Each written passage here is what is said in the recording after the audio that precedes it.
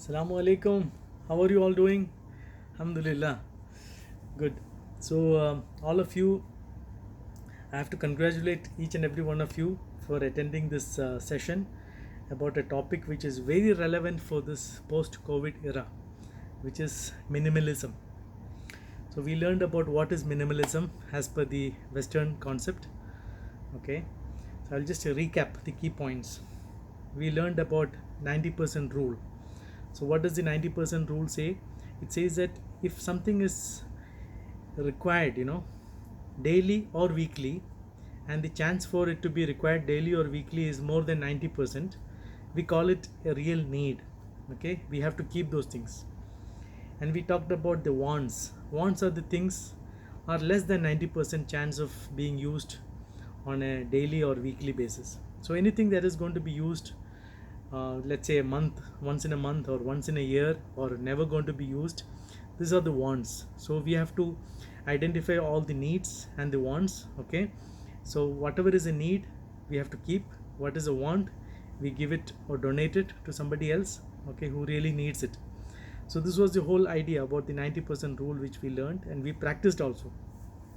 We made a home inventory about list of the things that you find in your house, and you all categorized it into needs and wants, and you agreed to donate the things that you really don't need. Okay, so now we have learned minimalism as per the Western point of view, and we also learned about the Islamic viewpoint about minimalism, which is a more comprehensive, more holistic approach, because basically a Muslim is a person who takes dunya, this world, as an instrument to gather good deeds for the hereafter.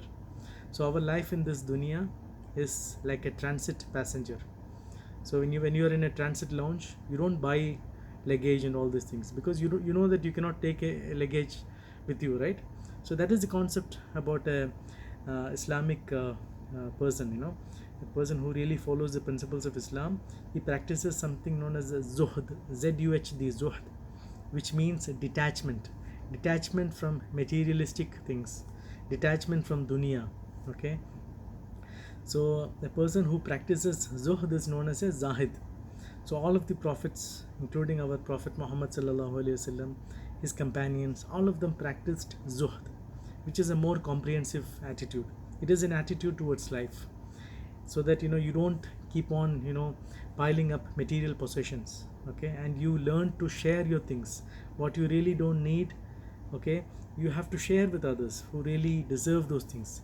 So we heard alarming statistics from the world about food being wasted, more than 1.3 billion tons of food being wasted, while there are more than 1 billion people who are poor, who don't have enough food, right?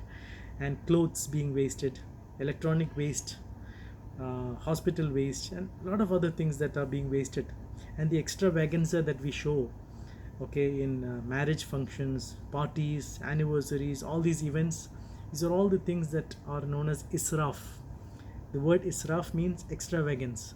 So Allah does not like people who do israf. So we have to be avoiding these sort of things. We have to make our life simple. We should always remember we are on a transit journey. Okay, and we also learned about the tricks of Iblis. Iblis tries to waswasa, whisper us in our ears, that he wants us to buy luxuries, be more comfortable in dunya. He wants us to be attached to dunya. Okay, he makes the luxuries seem like necessities. So this is what we need to be careful about.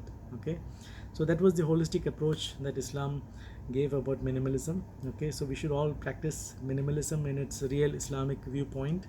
Okay, and other things, you have done a great job. So you prepared a home inventory. I want you to expand this home inventory. When they did a study in US, they found that each home in US on an average has got 300,000 things. You'll find different things if you open your wardrobe, your kitchen, cupboards, okay, your furniture in the house. If you do section by section, you will be able to identify all the needs and wants. Okay, so let us expand this list.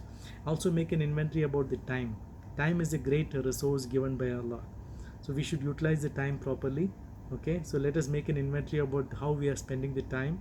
Is it really effective? Is it for dunya or is it for akhirah? So let us focus on these things that we really need, the real things that we need, and the remaining things we should dispose. Tamam, that is the concept that we learned. So inshallah, I wish you all the best. So let us practice, including me. I have to practice making this inventory, home inventory, time inventory, and let us involve our family members, our friends. Okay, so let us make it a real practice session. Let us not just keep it minimalism in our head and not practice. Let us practice it. When you practice, it becomes a proper lifestyle.